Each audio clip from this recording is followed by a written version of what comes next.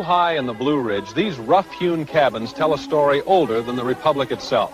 Scotch-Irish families came here in the 1700s, pushed by poverty and pulled by promise, carving out a living on the steep, stony ground. They brought with them their fiddle tunes. In the hollows and coves of the Appalachian Mountains, from Pennsylvania to Georgia, stand thousands of log cabins that tell a story America has largely forgotten.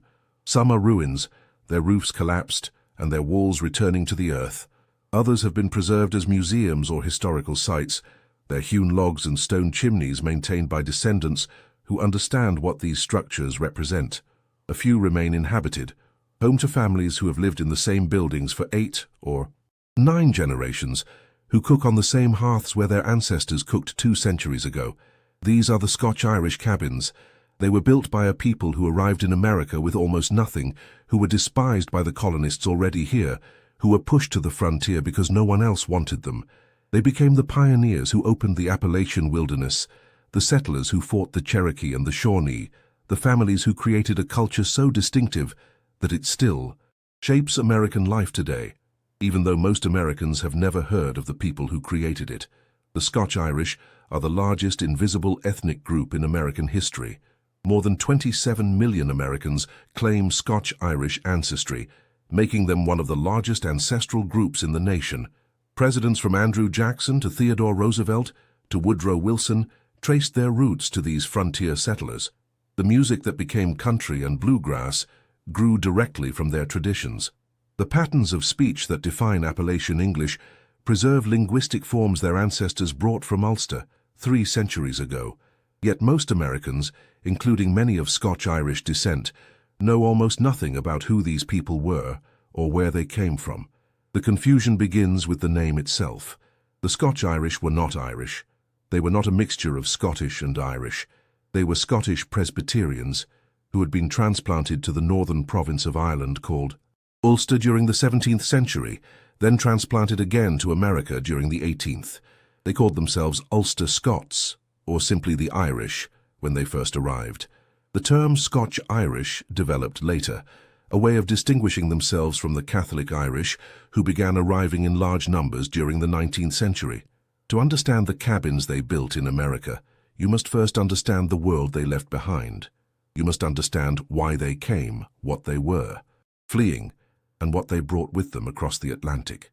The story begins not in America, not even in Ireland, but in the borderlands between Scotland and England, where their ancestors had lived for centuries in a state of nearly constant warfare. The Scottish lowlands in the 16th century were among the most violent places in Europe. The border region between Scotland and England had been contested for centuries. Families organized themselves into clans for mutual protection. Raiding was a way of life. Men grew up expecting to fight, to steal cattle from neighboring families, to defend their own livestock and homes against similar raids. The weak did not survive. The strong developed a culture of fierce independence, clan loyalty, and deep suspicion of any central authority that might try to impose order on their chaos.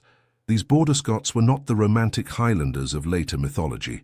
They did not wear kilts or play bagpipes or live in castles perched on misty mountaintops.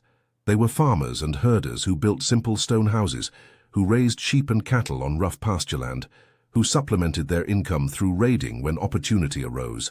They were Presbyterian in religion, following the austere Calvinist faith that John Knox had brought to Scotland in the 16th century. They were clannish, violent, suspicious of outsiders, and absolutely unwilling to submit to anyone who tried to rule them. King James I of England, who was also James VI of Scotland, recognized both the problem these borderers presented and the opportunity they offered. The border region was ungovernable. The constant raiding disrupted commerce and threatened the peace he was trying to establish between England and Scotland. But James also faced a different problem in Ireland, where the native Catholic population had repeatedly rebelled against English rule. The province of Ulster in Northern Ireland was particularly troublesome. Its Gaelic chieftains had resisted English control for centuries.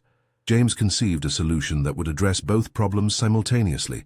He would transplant the troublesome Scottish borderers to Ulster, removing them from the region where they caused problems while using their fighting capabilities to subdue the Irish. Beginning in 1610, he offered land grants in Ulster to Scottish and English settlers who would establish Protestant colonies in the Catholic province. The settlers would displace the native Irish, introduce English law and customs, and create a loyal Protestant population that would secure English control of the region. The Scottish borderers who accepted these offers were not seeking religious freedom or political liberty. They were seeking land. The lowlands were crowded. Opportunities were limited. Ulster offered cheap acres that a man could call his own, land that might support a family and perhaps allow some accumulation of wealth. Thousands of Scottish families made the crossing. During the 17th century, establishing themselves on farms that had been confiscated from Irish chieftains, they brought their culture with them. They brought their Presbyterian faith, their clan loyalties, their suspicion of central authority, their willingness to use violence to protect what was theirs. They built houses similar to those they had left behind in Scotland, simple structures of stone and timber suited to the damp climate. They raised sheep and cattle. They grew oats and barley. They established churches where ministers preached the stern Calvinist doctrines they had known in Scotland.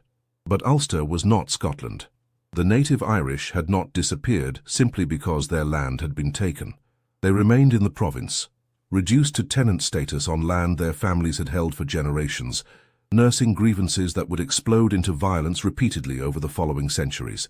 The Scotch-Irish settlers lived in a state of perpetual tension, surrounded by a hostile population that outnumbered them and that might rise against them at any moment.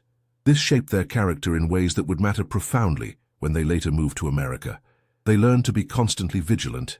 They learned to trust only their own kind. They learned that survival required community solidarity and individual toughness in equal measure. They learned that the forces of authority, whether English or Irish, could not be relied upon to protect them. They would have to protect themselves. The 17th century in Ulster was marked by repeated cycles of violence. In 1641, the native Irish rose in rebellion, massacring thousands of Protestant settlers in what became known as the Ulster Massacre. The Scotch-Irish fought back with equal brutality. Oliver Cromwell's invasion of Ireland brought temporary peace through massive repression. The Williamite War of the 1690s pitted Protestant against Catholic once more. Through all of this, the Scotch-Irish developed a siege mentality that would define them for centuries. They were a people surrounded by enemies, holding what they had through force and determination. By the early 18th century, the Scotch-Irish had been in Ulster for 3 or 4 generations. They had adapted to the land, intermarried among themselves, developed traditions that were neither purely Scottish nor Irish, but something distinctly their own. They were prosperous by the standards of the time, successful farmers who had built comfortable lives in a difficult environment. Then the English government began systematically destroying everything they had built. The laws that drove the Scotch-Irish from Ulster came not from Ireland's Catholic majority, but from England's Protestant establishment. The Anglican Church that dominated English religious life viewed Presbyterians with almost as much suspicion as Catholics. Presbyterians rejected the hierarchy of bishops that Anglicans considered essential to proper church governance. They chose their own ministers through democratic processes that seemed dangerously radical. They practiced a form of worship that lacked the ritual and ceremony that Anglicans valued. Beginning in 1704, the English Parliament passed a series of laws designed to suppress Presbyterianism in Ireland. The Test Act required anyone holding public office to take communion in the Anglican Church. This excluded Presbyterians from government positions they had held for decades. Ministers who had been conducting marriages for their congregations suddenly found those marriages declared invalid. Presbyterian churches were forbidden from expanding or building new facilities. The religion that had sustained the Scotch-Irish through a century of struggle was being criminalized by the very government they had served. Economic pressures compounded the religious persecution. English landlords who owned property in Ulster began raising rents dramatically during the early 18th century. The leases that had attracted Scottish settlers a century earlier were expiring. Renewal terms were punishing. Tenant farmers who had improved their land for decades found themselves unable to afford continued occupancy. The wool trade that had provided income for many Ulster families was restricted by English laws designed to protect English wool producers. A series of crop failures in 1717 and 1718 pushed many families past the breaking point. The combination of religious persecution, economic exploitation, and agricultural disaster made Ulster intolerable. The Scotch-Irish began looking for somewhere else to go. America beckoned. Shipping agents circulated through Ulster, promising cheap land, religious freedom, and opportunities that Ireland could no longer provide. The colonies needed settlers to populate their western frontiers. Penn's colony in particular had been advertising for immigrants since its founding. The crossing was dangerous and expensive, but it offered something that staying in Ulster could not: hope. The first significant wave of Scotch-Irish migration began in 1717. 5 ships carrying approximately 1,000 settlers landed at Boston that year. The Puritans who dominated Massachusetts were not welcoming. They viewed the newcomers as poor, uncouth, and potentially dangerous. Cotton Mather complained in his diary about the formidable attempt of Irish settling in New England. Local authorities made clear that the Scotch-Irish were not welcome to stay. The pattern repeated at every established colonial port. The Scotch-Irish arrived expecting opportunity, but found hostility. The English colonists who had arrived earlier considered themselves superior to these ragged refugees from Ulster. The Germans who dominated Pennsylvania's agricultural counties did not want competition for available land. Everyone pushed the Scotch-Irish westward, toward the frontier, where land was cheap because it was dangerous. This rejection would shape Scotch-Irish identity for generations. They had been pushed out of Scotland to Ulster. They had been pushed out of Ulster to America. Now they were being pushed out of settled America to the wilderness. Each displacement reinforced their conviction that they could rely on no one but themselves. Each rejection deepened their suspicion of established authority and their determination to carve out their own space beyond the reach of those who despised them. The migration accelerated through the 1720s, 1730s, and 1740s. Perhaps 250,000 Scotch-Irish crossed the Atlantic during the 18th century, making them one of the largest immigrant groups of the colonial era. They came as families and as communities, whole congregations, following their ministers to the New World. They came with skills suited to frontier life: farming, herding, building, fighting. They came with a religion that asked nothing of government and expected nothing in return. They came with a culture forged in centuries of conflict, perfectly adapted to the challenges they would face in the American backcountry. The path they followed into the interior became known as the Great Wagon Road. It began in Philadelphia and ran southwest through the valleys of Pennsylvania, Virginia, and the Carolinas. The road followed natural corridors between mountain ridges, avoiding the steep climbs that would have made wagon travel impossible. It was really just a rough track through the forest, but it carried tens of thousands of Scotch-Irish settlers to the lands that would become their permanent home. They settled first in Pennsylvania's Cumberland Valley, then moved south into Virginia's Shenandoah Valley, then further into the Carolina Piedmont. As each region filled, later arrivals pushed deeper into the backcountry, climbing into the mountain valleys that would become their ultimate destination. By the 1750s, Scotch-Irish settlers had reached the eastern slopes of the Appalachians. By the 1770s, they were crossing the mountains themselves, entering the interior wilderness that would challenge everything they had learned about survival. The land they found in the Appalachian Mountains was unlike anything most Europeans had ever seen. Dense forests covered slopes so steep that travel was impossible except along the narrow valley floors. Rivers cut deep gorges through the ridges. The soil was rocky and thin, poorly suited to the intensive agriculture practiced in the coastal lowlands. Wildlife was abundant but dangerous. Bears, wolves, and mountain lions were common. The native Cherokee and Shawnee who controlled these mountains did not welcome intruders, but the Scotch-Irish saw possibilities that others missed. They recognized terrain similar to the Scottish Highlands and the Ulster countryside they had left behind. The narrow valleys reminded them of the glens where their ancestors had lived. The rocky soil would grow the crops they knew how to cultivate. The forests provided timber for building and game for the table. Most importantly, this land was available. No one else wanted it. Here, finally, they could establish themselves without being pushed aside by those who considered themselves their betters. They began building the cabins that would shelter their families for generations. The design they developed combined techniques from several traditions. From Scotland and Ulster, they brought knowledge of stone construction and experience with wet, cold climates. From German settlers they had encountered in Pennsylvania, they learned log construction methods that used the abundant timber more efficiently than stone. From their own ingenuity, they developed adaptations suited to the specific conditions of the Appalachian Mountains. The result was the Scotch-Irish cabin, a distinctive structure that would become the defining architecture of the American frontier. Simple in design but sophisticated in execution, these cabins could be built quickly from materials available on site. They required no nails, no imported hardware, no specialized tools beyond what a settler would naturally possess. A single family could construct one in a few weeks.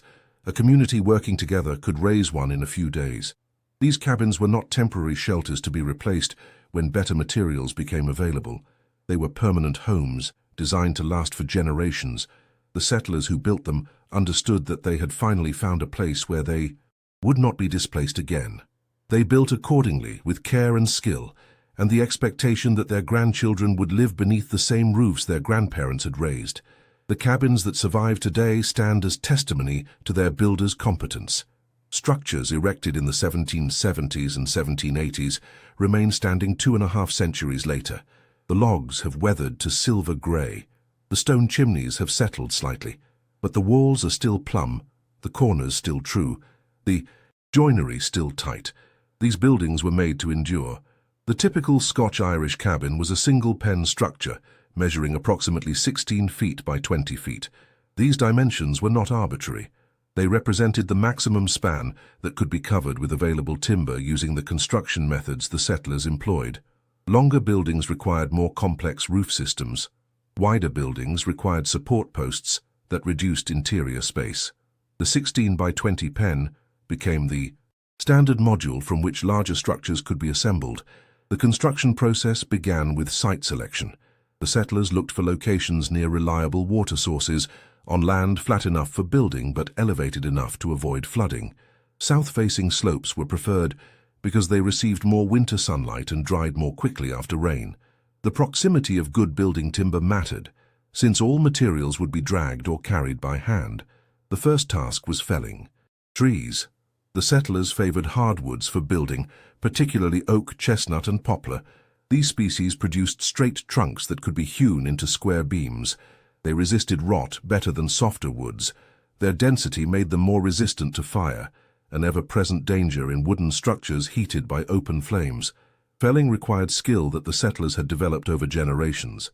A man with an axe could bring down a large tree in an hour or less if he knew what he was doing. He cut a notch on the side where he wanted the tree to fall, then made a second cut from the opposite side, slightly higher than the first. The tree toppled predictably in the direction of the first cut. Once the tree was down, the real work began. The settlers needed square timbers, not round logs. This required hewing, a labor-intensive process of chopping away the round exterior to create flat surfaces. A skilled worker used a broadaxe, a specialized tool with an offset handle that allowed the blade to strike flat against the emerging beam. He worked from one end of the log to the other, removing wood in controlled chunks until a square timber emerged from what had been a round trunk. The corners of a Scotch-Irish cabin were its most critical feature.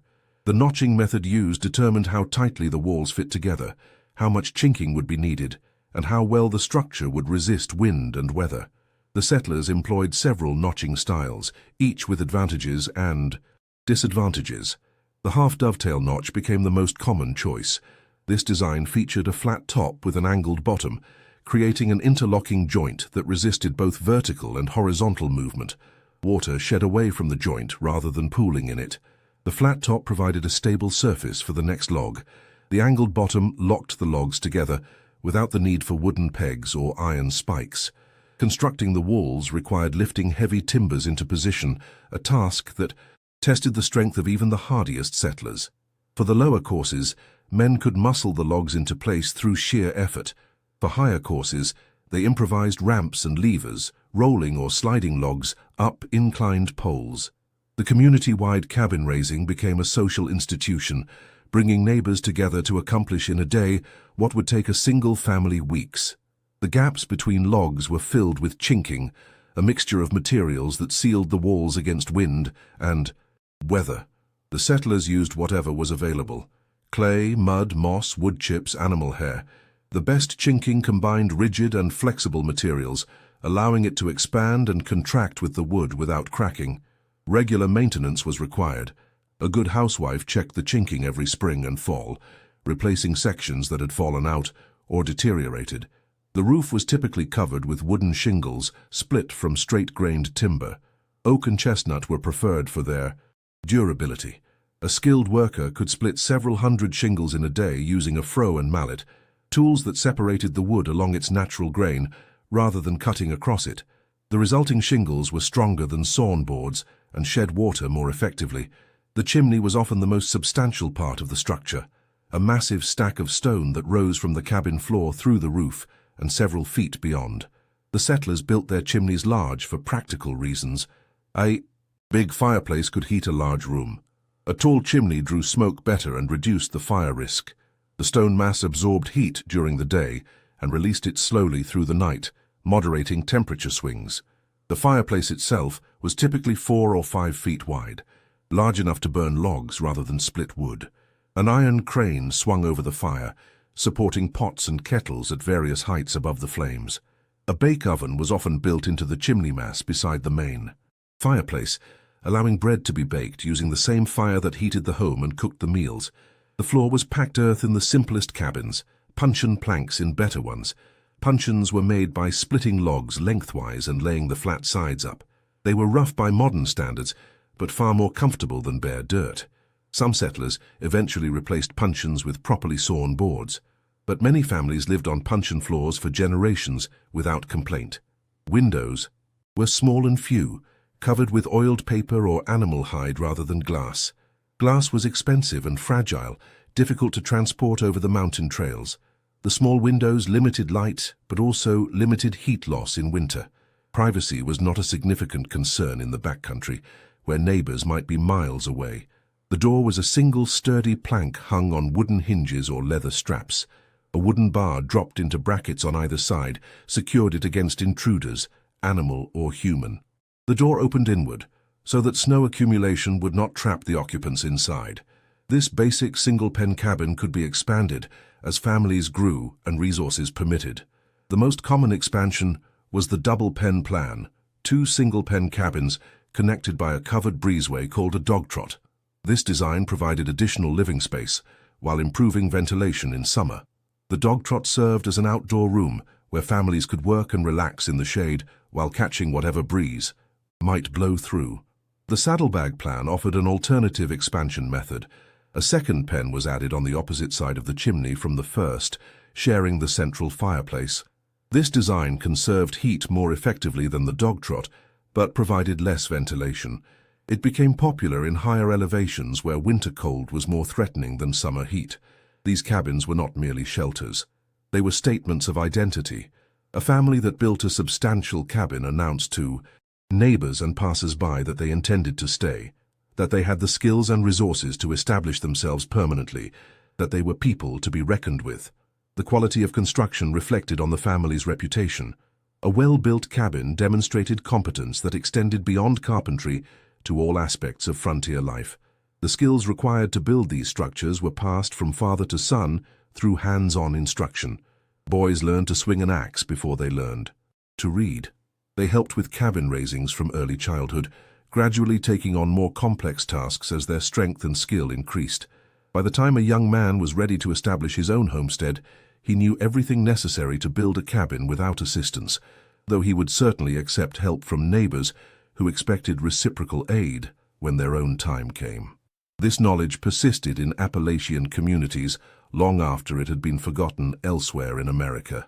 Families continued building log structures well into the 20th century, not from nostalgia, but from practical necessity. Modern materials were expensive and had to be transported over difficult terrain. Local timber was free. The old methods worked.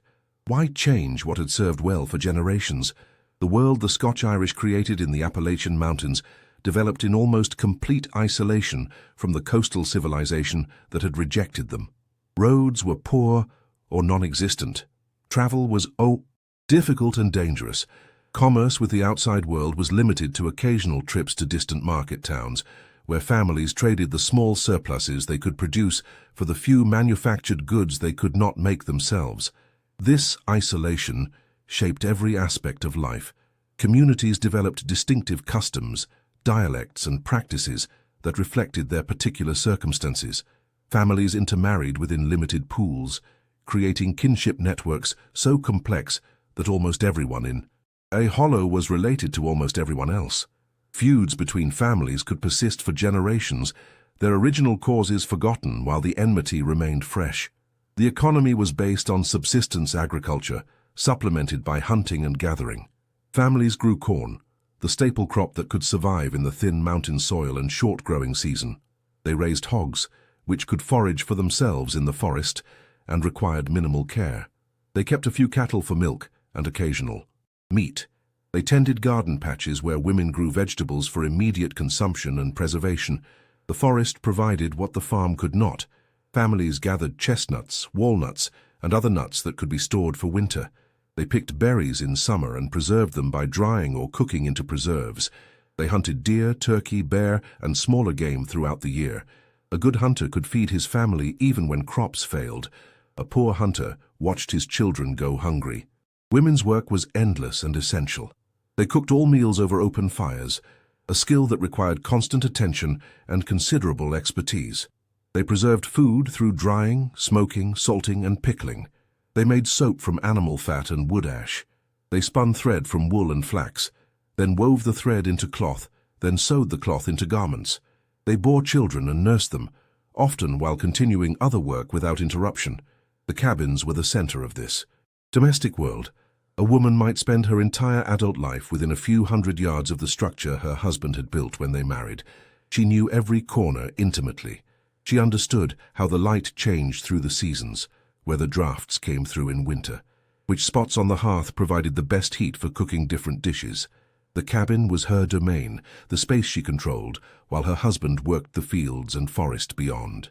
Children were economic assets from an early age.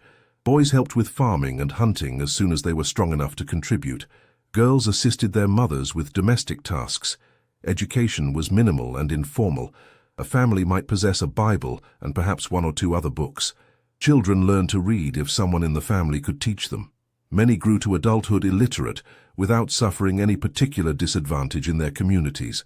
Religion provided structure and meaning to lives that might otherwise have seemed merely brutal. The Presbyterian faith the settlers had brought from Ulster emphasized individual responsibility, hard work, and acceptance of hardship as God's will. Ministers were scarce in the backcountry, but families maintained religious practice through household worship. Fathers led prayers and scripture reading. Mothers taught children the catechism. When circuit-riding preachers occasionally appeared, communities gathered for marathon services that might last several days.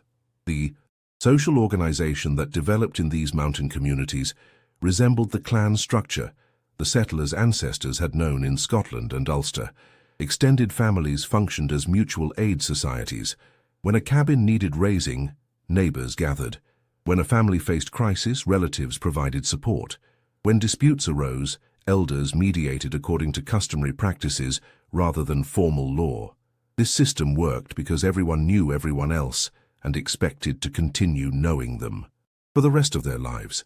A man who cheated his neighbor today would face that neighbor tomorrow and every day thereafter. Reputation mattered intensely. A family known for honesty and reliability could expect help in times of need. A family known for shirking or cheating would find themselves isolated when trouble came. Violence was common and accepted within certain bounds.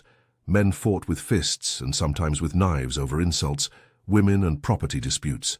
These fights rarely resulted in deaths, partly because the community intervened to stop them before they went too far, and partly because the combatants understood the unwritten rules that governed such encounters. Killing required blood revenge from the victim's family, initiating feuds that could persist for generations. The American Revolution came to the mountains as an opportunity rather than an ideology. The Scotch-Irish had little interest in abstract debates about representation and natural rights. What they understood was that the British government had allied with coastal elites who had always despised them, and that a break with Britain might weaken those elites. They enlisted enthusiastically in the patriot cause, providing soldiers who fought at King's Mountain and other crucial battles that turned the war in the South.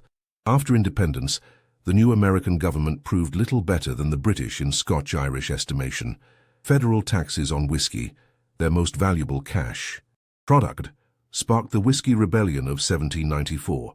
Revenue agents who ventured into the backcountry to collect taxes faced violent resistance. President Washington sent troops to suppress the rebellion, demonstrating that the new government was prepared to use force against its own citizens, just as the British had done. The Scotch-Irish drew the obvious conclusion: government was not their friend. It existed to take what they had produced and to interfere with how they lived. The best approach was to avoid government contact as much as possible, to handle their own affairs within their own communities, and to resist any intrusion with whatever force seemed appropriate. This attitude persisted long after the specific grievances that had produced it faded from memory. Suspicion of government became part of Scotch-Irish identity, passed from generation to generation, regardless of changing circumstances. It would shape Appalachian politics for centuries, producing voters who consistently favored minimal government, low taxes, and individual freedom from regulation. The cabins where this culture developed stood as physical expressions of the values that created them. They were simple because simplicity was virtuous. They were sturdy because weakness invited exploitation.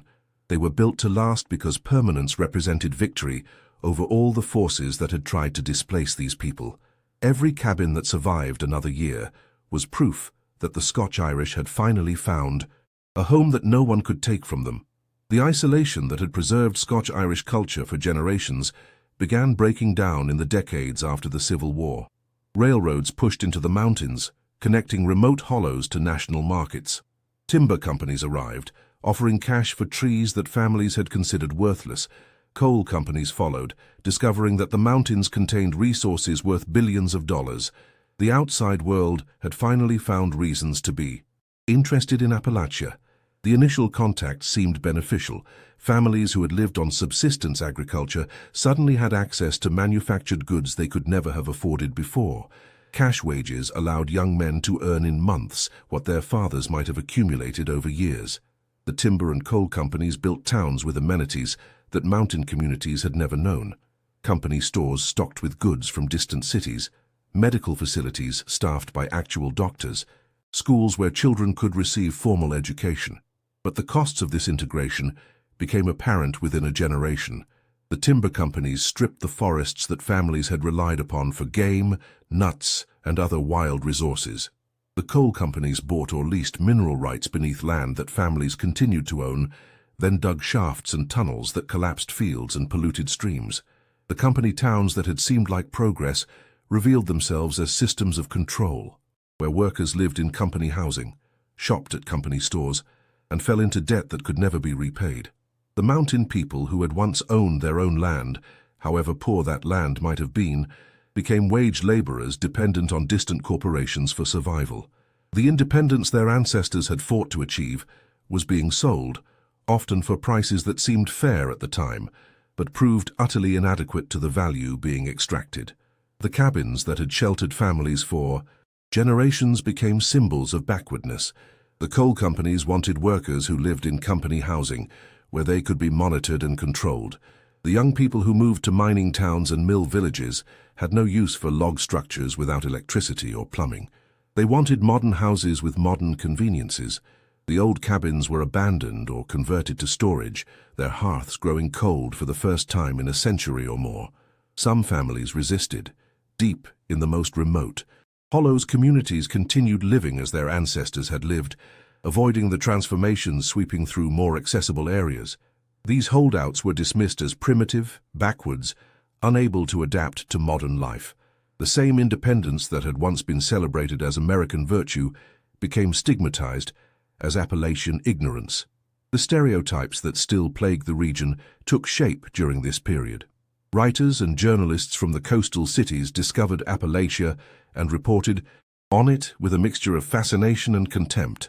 They described the mountain people as relics of an earlier era, people left behind by progress, living in conditions that seemed medieval to urban observers. The complexity of Scotch-Irish culture was reduced to crude caricatures. Feuding hillbillies, moonshine-running outlaws, ignorant rustics unable to participate in modern civilization. These stereotypes had real consequences. They justified policies that exploited the region while claiming to help it. They encouraged young people to abandon their heritage in pursuit of acceptance by mainstream America. They created shame about traditions that had sustained communities for generations. The cabins that had once represented achievement became embarrassments, evidence of the backwardness that needed to be overcome. The Great Depression hit Appalachia with particular force. The coal and timber industries that had absorbed the region into the national economy collapsed simultaneously. Workers who had abandoned subsistence farming found themselves with neither wages nor land to support their families.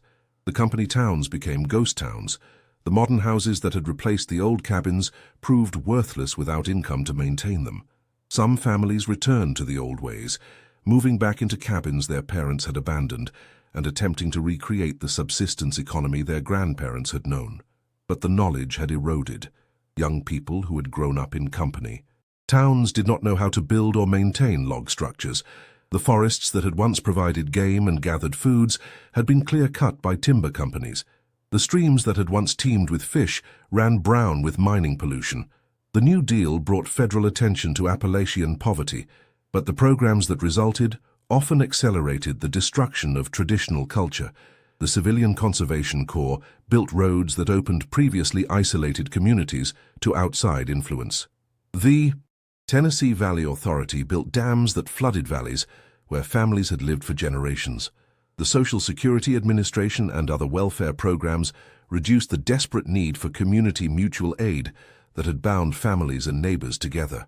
World War II completed the transformation. Young men from the mountains served in Europe and the Pacific, seeing the wider world for the first time. Young women took jobs in defense plants, earning wages that made domestic production of clothing and household goods seem pointless. When the war ended, few of these young people wanted to return to the lives their parents had known. They moved to cities, to suburbs, to anywhere that seemed more promising than the hollows where they had grown up. The old cabins stood empty, monuments to a way of life that seemed to have no future. Some collapsed from neglect. Others were stripped for materials or demolished to clear land. Those that survived did so largely by accident, too remote to be worth destroying, too sturdy to fall quickly on their own. The Scotch-Irish cabins that survive today exist in various states of preservation. Some have been recognized as historically significant and maintained by historical societies or government agencies. Others remain in private hands, passed down through families who understand their value. A few are still inhabited, home to people who have chosen to live as their ancestors lived, or close to it, rejecting modern conveniences in favor of traditional simplicity. The most accessible cabins are those that have been incorporated into historical parks and museums. These sites offer visitors the opportunity to see how frontier families actually lived, to step inside structures that have stood for 2 centuries or more, to experience something of the physical reality that statistics and narratives cannot convey. Interpreters explain the construction techniques, the domestic arrangements, the daily routines of people who made their lives in these simple but sophisticated spaces. Cades Cove in Great Smoky Mountains National Park preserves several Scotch-Irish cabins within a landscape that retains something of its 19th century character. The John Oliver cabin, built around 1820, represents the earliest settlement in the cove. The Carter Shields cabin, built around 1910, shows how the building tradition persisted into the 20th century. Visitors can walk through these structures and imagine the lives that unfolded within their walls.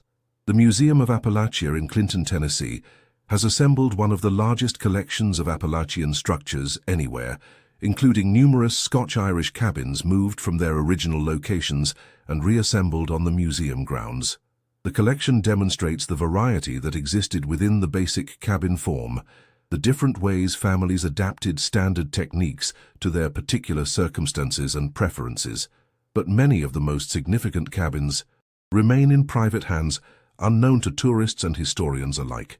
These structures continue serving their original purpose, sheltering families who have maintained connections to their ancestral heritage. Some have been modernized with electricity and plumbing. Others remain essentially unchanged, heated by the same fireplaces that warmed their original occupants. The people who maintain these cabins are not museum curators or historical reenactors.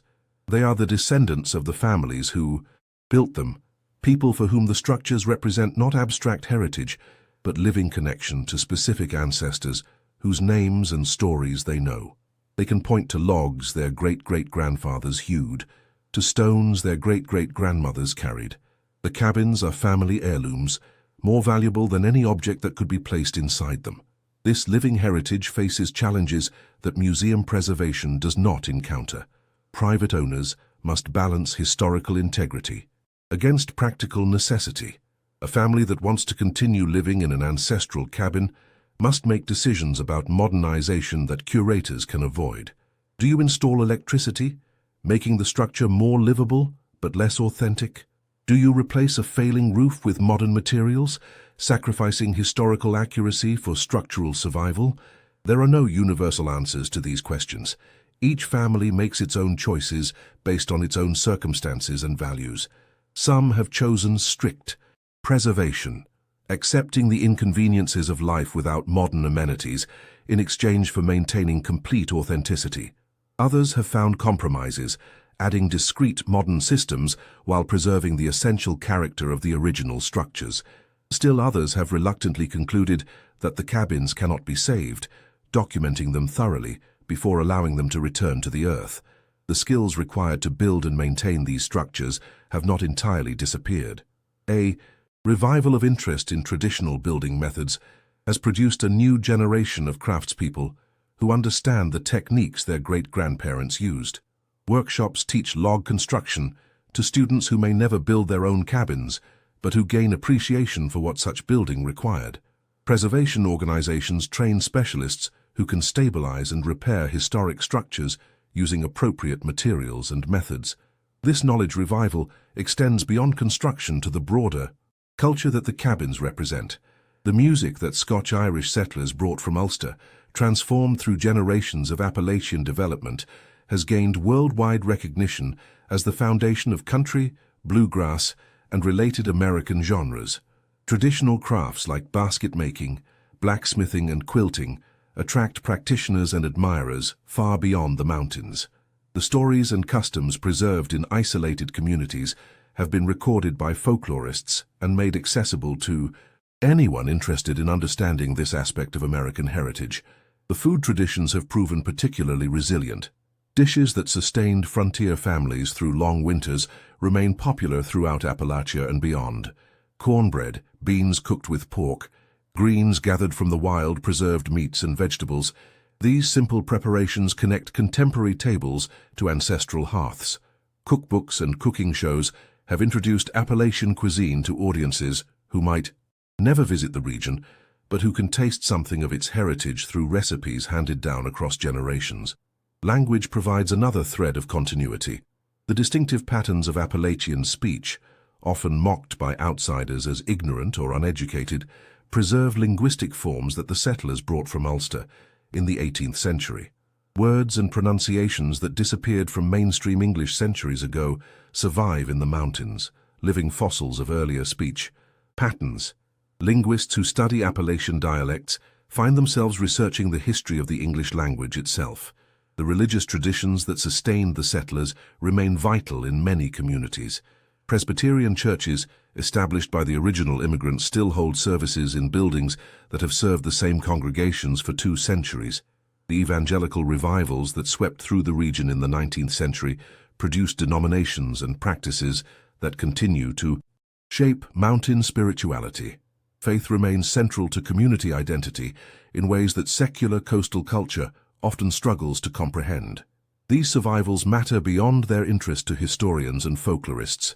They represent alternatives to the homogenized commercial culture that dominates contemporary American life. They demonstrate that different ways of living are possible, that the choices mainstream society has made are not the only choices available. They preserve knowledge and skills that may prove valuable in ways we cannot yet anticipate. Epilogue. The cabin that remembers. In a hollow somewhere in the Appalachian Mountains, a cabin stands that has sheltered the same family for 9 generations. The first ancestor arrived from Ulster in 1742. His grandson built this cabin in 1789, the year George Washington became president. The family has lived in it continuously ever since. The cabin has been modified over the centuries.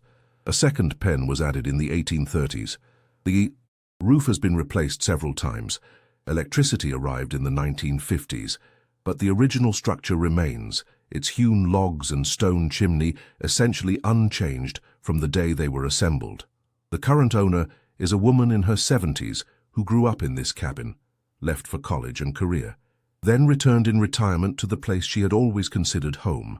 She maintains the structure carefully, addressing problems before they become serious, preserving what can be preserved while accepting modifications necessary for continued habitation. She can tell you the name of every ancestor who lived beneath this roof. She can point to the marks they left on the logs, the initials carved by children who later grew up to have children of their own. She knows which floorboard squeaks, which window sticks, which corner of the fireplace draws best on a cold morning. The cabin holds her family's history in its very fabric. Her children live in distant cities, pursuing careers that could not exist in these mountains. They visit when they can, bringing grandchildren who experience the cabin as a novelty rather than a home. Whether any of them will eventually return, as she returned, to take up the responsibility of maintaining this place, she cannot say. She hopes they will. She has made provisions in case they will not. What she knows with certainty is that the cabin deserves to survive. Not because it is historically significant, though it is. Not because it is architecturally important, though that too. But because it represents something that should not be lost, the persistence of a family in a place, the accumulation of memory and meaning across generations, the physical embodiment of continuity in a world obsessed with change. The Scotch-Irish who built the cabins of Appalachia were not trying to create historical artifacts. They were trying to survive, to establish themselves in a place where they could live as they chose, to provide for their children and their children's children. The cabins were means to those ends, tools for living rather than monuments to be preserved. That they have become monuments anyway speaks to how thoroughly the world they built has been transformed. The way of life these structures supported has largely disappeared. The communities that raised them have dispersed. The knowledge required to build them has become a specialty rather than a common skill. But the cabins themselves endure. They stand in hollows and coves throughout the Appalachian Mountains, some maintained and some abandoned, some celebrated and some forgotten. They are proof that ordinary people, with ordinary tools and extraordinary determination, can create things that outlast them. The Scotch-Irish who built these cabins were not looking for recognition. They were not trying to impress anyone. They were simply building homes, doing what needed to be done, using what was available, trusting that their work would prove adequate to the challenges ahead. That their work has proven adequate for more than 2 centuries is the best tribute they could receive. The cabins remember. They remember the hands that built them and the families that filled them. They remember births and deaths, celebrations and mournings, ordinary days and extraordinary ones. They remember a people who refused to be displaced, who finally found a home in mountains that no one else wanted, who created a culture that still shapes America, even though America has largely forgotten its existence. Go to the mountains if you can. Find the hollows where the old cabins stand. Step inside if you are permitted. Feel the smoothness of logs hewn by hands that have been dust for 2 centuries. Smell the smoke that has permeated the stones of chimneys that have never gone entirely cold. Listen to what the walls might tell you if you knew how to hear. The Scotch-Irish came from nowhere, in the estimation of those who rejected them. They built their cabins in places no one else wanted. They created a way of life that the modern world has largely abandoned, but they endured. They are still here, in the mountains and in the millions of Americans who carry their blood and their heritage, whether they know it or not. The cabins endure with them, simple structures of log and stone built to last, holding the memory of a people who refused to disappear.